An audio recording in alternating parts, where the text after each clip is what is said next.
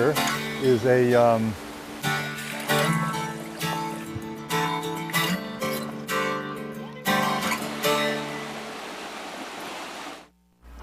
Hello, welcome to Walk in the Park. My name is Tony Ingram, and this is July 18th, 2018, our episode 198. You can go to my website, walkinthepark.tv. That's a URL, that's a website, walkinthepark.tv, and see all my episodes. Go all 190, well, we'll be 198 of them once this one gets up online with the rest of them. So you can watch this, all my shows, online, as well as on public access television, Channel 13 in Ithaca, New York.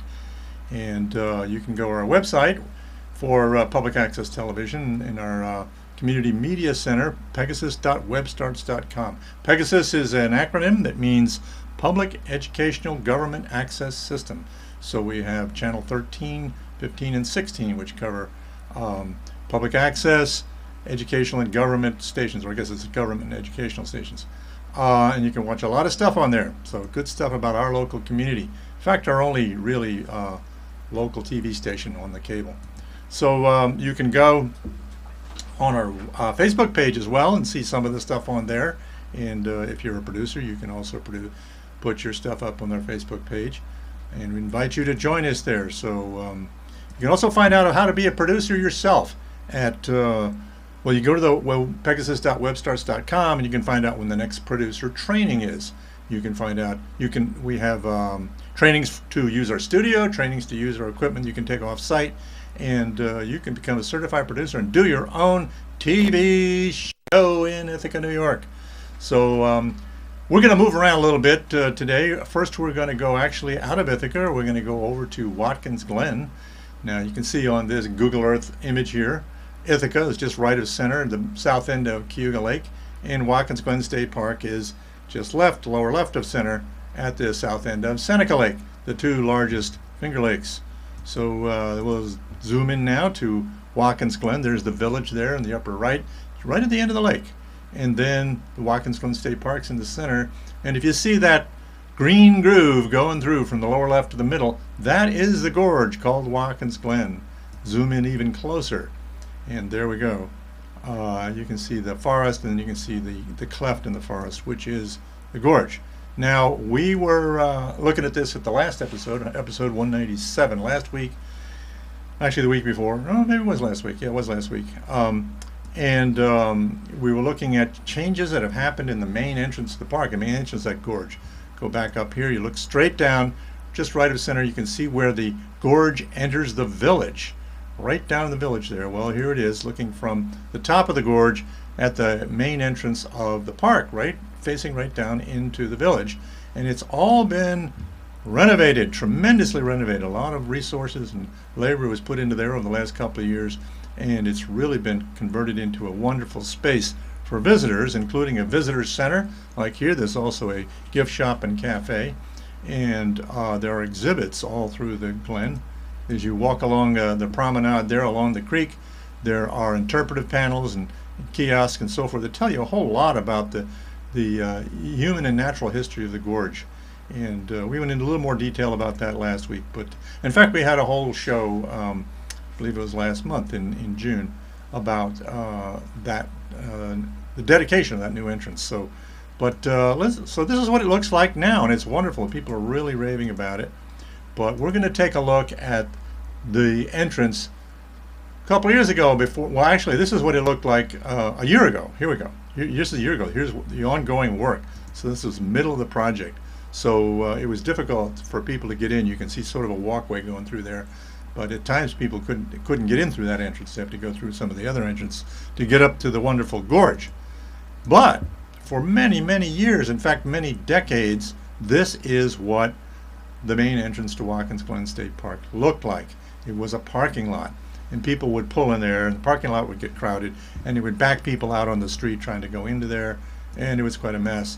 And so not such a nice entrance to this spectacular landscape that we're going to see a little bit of in this show.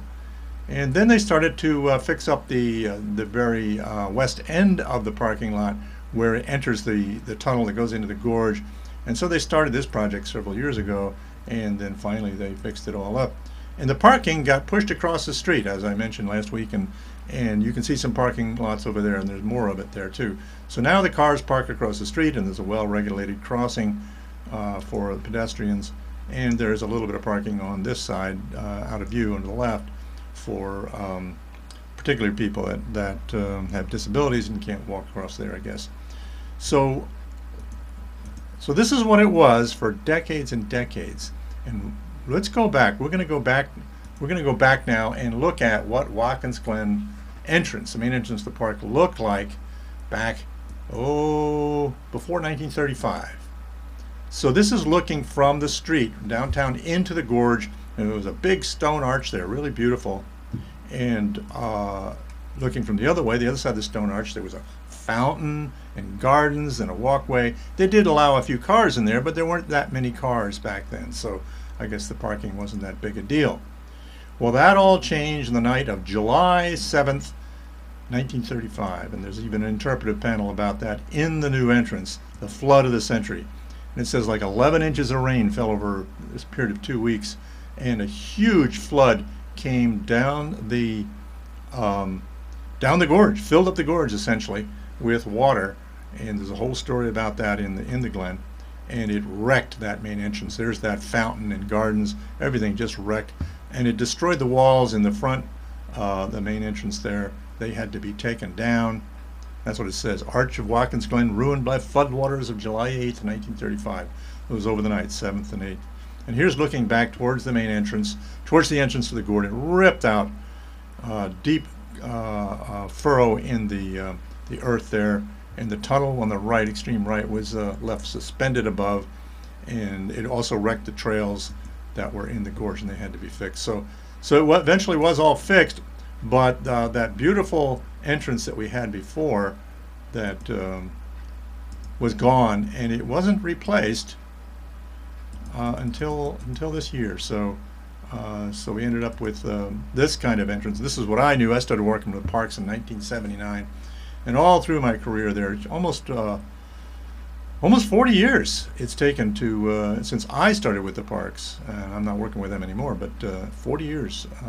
That's the way it's been. And actually, since 1935, wow, what is that? Let's see, 70 years or 75 years or so. Yeah.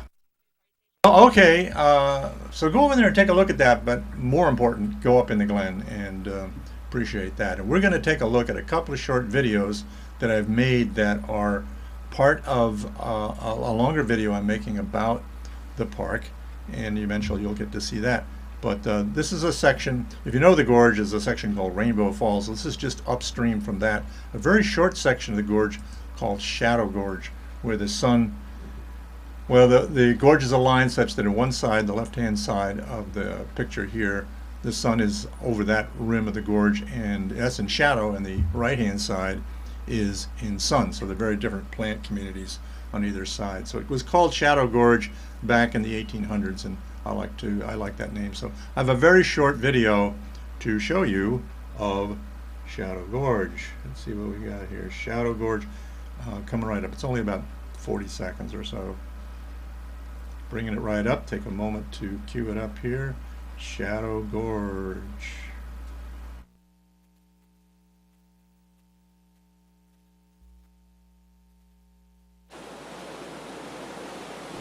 Beyond the Rainbow Falls Bridge, you emerge into Shadow Gorge, which lets in a flood of sunshine for a short distance.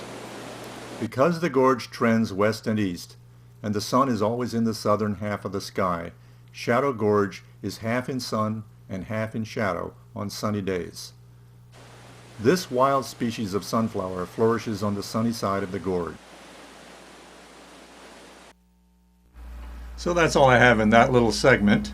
Now we're going to go up into the next section of gorge, which has had various names. There's a sign in it that says Frowning Cliff, and most people refer to it as the Frowning Cliff area. But back in the 1800s, the folks that opened the gorge back then had various names for it, as you will learn in this short video, which is, I think, around 4 minutes or so. Okay, so let's go up into well, what's called Glen Arcadia, what they used to call Glen Arcadia.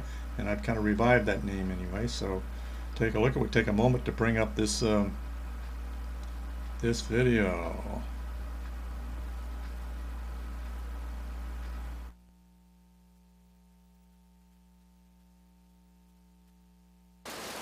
What Morvalden Ells called Glen Arcadia ahead is the darkest section of Watkins Glen. Frowning cliff rises ominously above the trail.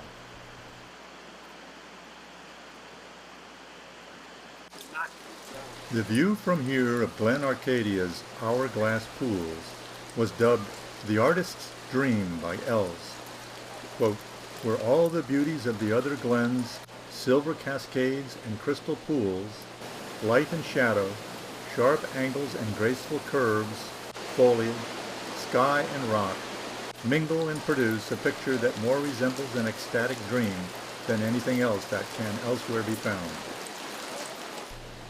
Pluto Falls, on which the rays of the sun never shine, said Ells, twists through rock halfway along Glen Arcadia.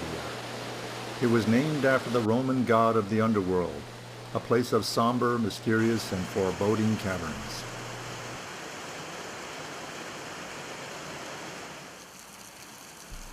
It seems like a perverse effort by Ells to keep us confused when he called this first half of Glen Arcadia the Narrow Pass, when seen from the perspective of the artist's dream, and Spiral Gorge when looking back upon it from the top of Pluto Falls, though that name aptly describes this winding sculptured passage.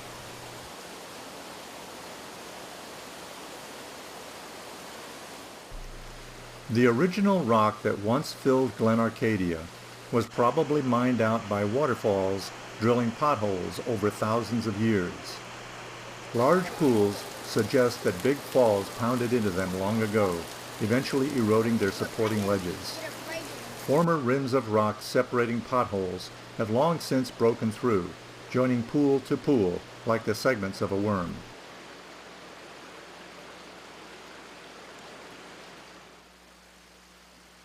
This is indeed a barren underworld.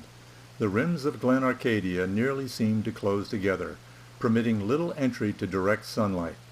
Vertical and even overhanging rock walls hold no soil, and floods flush out whatever debris might collect below.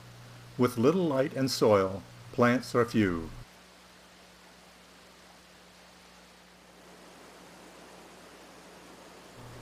Several large joints cross Glen Arcadia, creating large rectangular recesses in the cliffs where rocks have fallen out.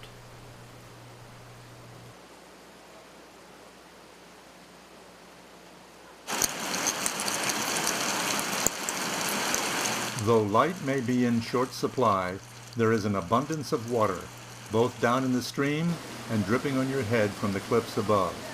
In summer, it feels like it is always raining.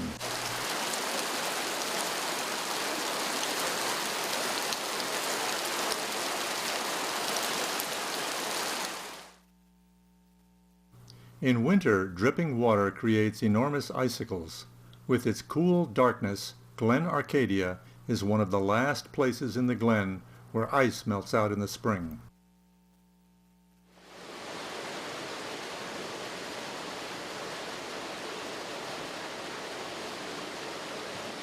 A staircase lifts you from the end of Glen Arcadia above a narrow throat of stone that obscures roaring water, the Arcadian Fall, as it plunges from beneath the arch of Mile Point Bridge.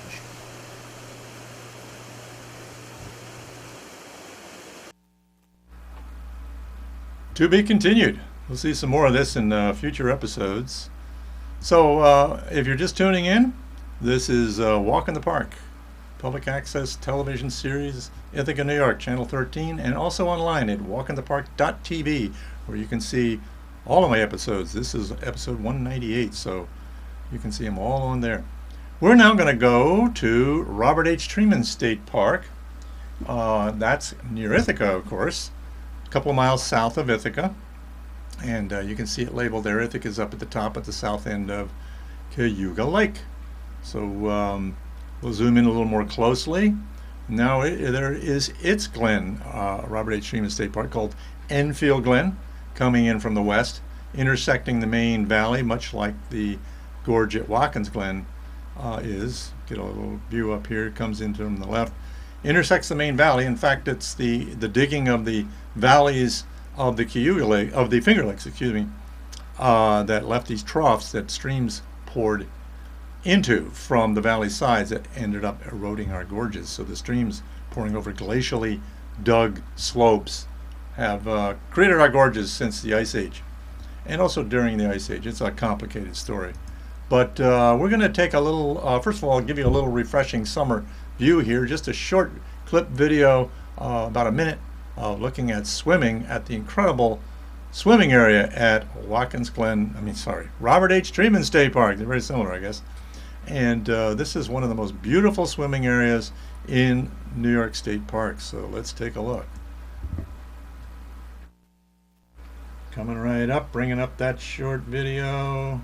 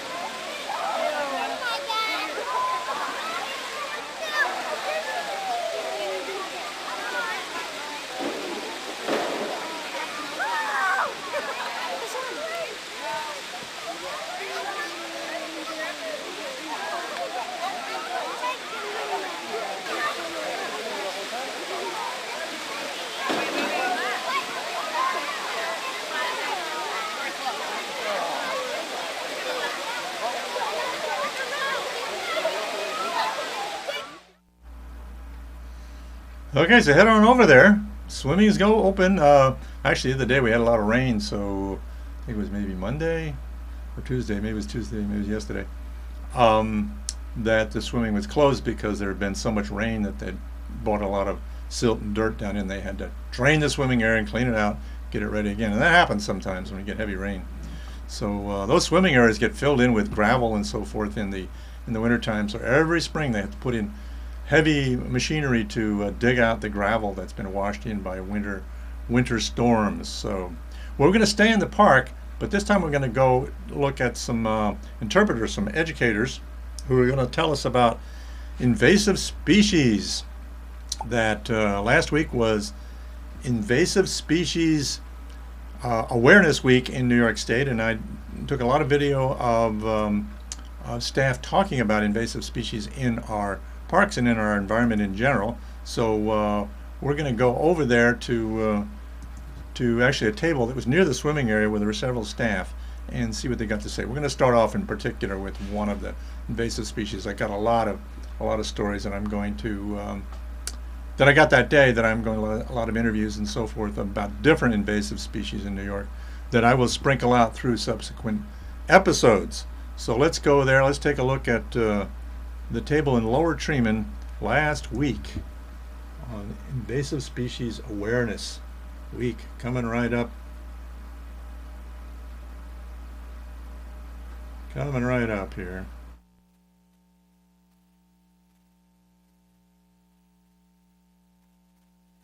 Okay, so I'm here at the State Park's Invasive Species table here in Lower Robert H. Treman State Park, and a number of staff here that have various expertises in various areas having to do with invasive species, particularly in our parks.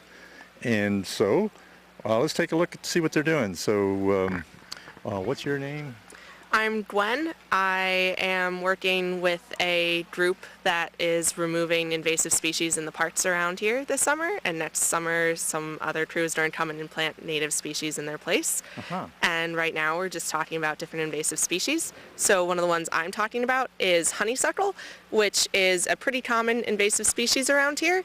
There are also native species of honeysuckle, and one way to tell the difference is the stem is hollow in invasive species, and for native species it's not. Otherwise, they all have a similar type of leaf and they usually have red berries around this time, which is a really distinctive way to identify them. And they will also have very fragrant white flowers in other parts of the year. And the berries you can't eat, but I've heard from other people that the flowers are actually pretty sweet and taste pretty nice. So if you want to try, you can go ahead and try them. So why is honeysuckle, now this is a shrub, right? Because I used to live in Virginia and we had honeysuckle that was a vine down there. So I think it's a different species, but definitely closely related. And so why is this a problem in terms of being an invasive species? First of all, where does it come from actually? So I think a couple of them come from Asia and some of them are from Europe. And one of the reasons they're a problem is they grow quite large and quite big. So there are some honeysuckles in this park that are taller than me by quite a bit. Wow. And they're quite big around. So they choke out a lot of the other species. It makes it hard for them to grow because they're not getting sunlight, they're not getting any nutrients from the soil.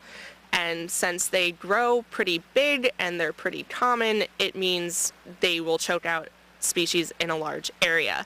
Along roadsides or in disturbed areas, you will often see just a row of honeysuckle that is large and nothing else is growing around them. It's just honeysuckle. Right. So that's a really big problem because it'll choke out all the native species that should be there and will provide a lot of habitat to the insects and other animals that live around here. And another problem with honeysuckle is the berries are really important for birds to eat. And in the spring, the birds need sugary berries for a lot of energy, but in the fall, they need more fatty berries so they have enough energy to migrate.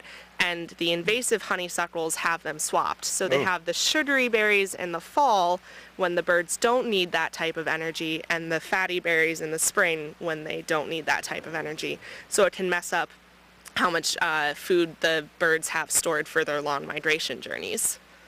Wow, I didn't know that piece. That's interesting and disturbing. Do you have a sample of the honeysuckle here? Yes, I do.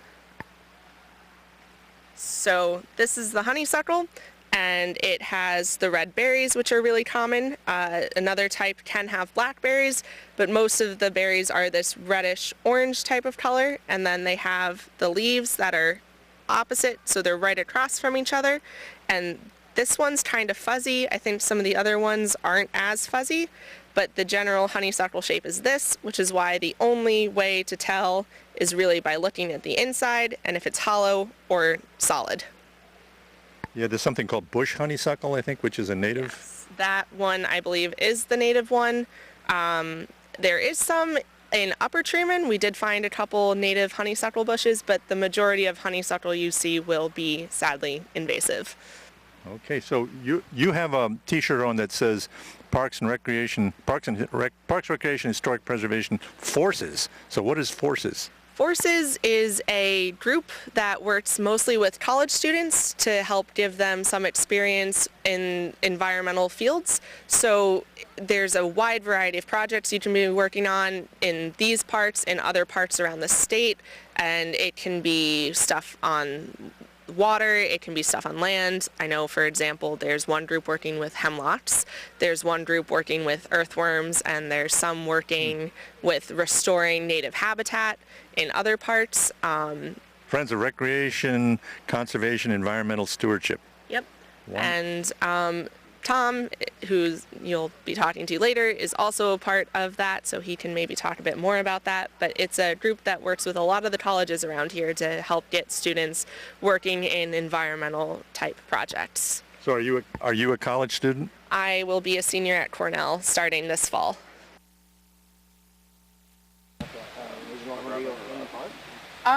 So the Asian longhorn beetle I don't think is in this area, but it's definitely the don't move your firewood, so we're trying to keep it that way. And then emerald ash borer I think is in like 2 places in Tompkins County. We just recently confirmed that it's in Tompkins County. Yeah. Definitely we had avoided it for a while. It's in all the counties surrounding it, but it's probably been here for a while. We're just now discovering it. And then water chestnut seeds. That's definitely in the area, but mostly in lakes and ponds. Yep, that is very nasty. I'm surprised you don't have garlic mustard. Oh, we do? We do have aphids. It's a little wilty. It's I love making pesto out of it. yeah. Let's go to that. It's just a little wilty. Yeah. So we're trying to keep the nicer looking plants out. Yeah. But yeah. That's like around it, like within Tompkins County, I think I saw some. If it is that one, I think it's an ornamental tree, so it is possible that it's been brought here, and then it's just not one we're very worried about because it might be from somewhere else but not be classified as invasive. Because just because it's non-native doesn't mean it's an invasive. The invasives generally do some type of harm to an ecosystem or economic harm or harm to humans. So that's one of the that's one of the differences between just a non-native species and an invasive non-native. What? Do they cause tree disease with all their not niching and notching? They generally just eat hardwoods, so not even just a specific hardwood tree, they just eat hardwood trees, which is a lot of economic damage because those are the ones that are used a lot for furniture. And since these can clear a forest? They could clear a forest, and since you can't just treat one type of tree to keep an infestation from spreading, you generally have to just cut down all the hardwoods in the area you found the beetle, which is not great for that area. Which beetle is that? Asian longhorn? Oh, the Asian longhorn. Yeah. How long has that been around? It's been around for a while, I think. I'm not entirely sure because, again, I know more about the plants. Our resident bug expert is up at the old mill. So if you're heading up towards the upper park, you might be able to stop by and get some more information on that. Okay, so you can see they were answering questions from interested park visitors, park patrons they call them. And one of the interesting things that she was pointing out, Gwen was pointing out, was the difference between invasive and introduced species that are not native, non-native species. Probably most of the plants that have been brought into the country, either intentionally or unintentionally, that are not native, have become established, or they remain in gardens or so forth.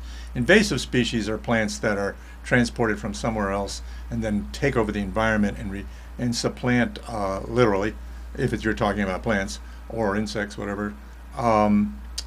They will take over the ecosystem and disrupt it, and they can be very serious. So one she mentioned was the Asian longhorn beetle, which is not here yet, but it is in various places in the lower Hudson Valley. Showed up in Brooklyn, I think, originally some years ago, many years ago, and it attacks many species of hardwood trees and is quite a mess. So here's another picture of it here.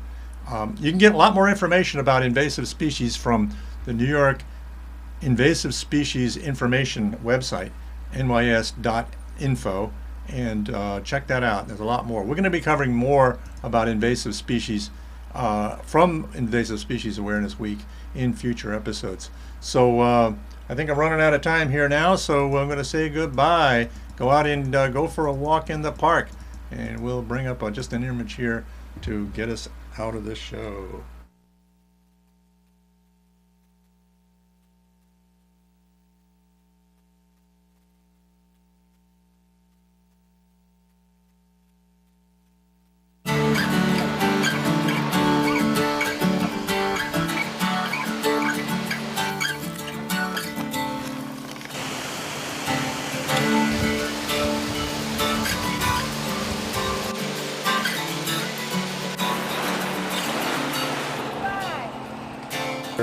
Is a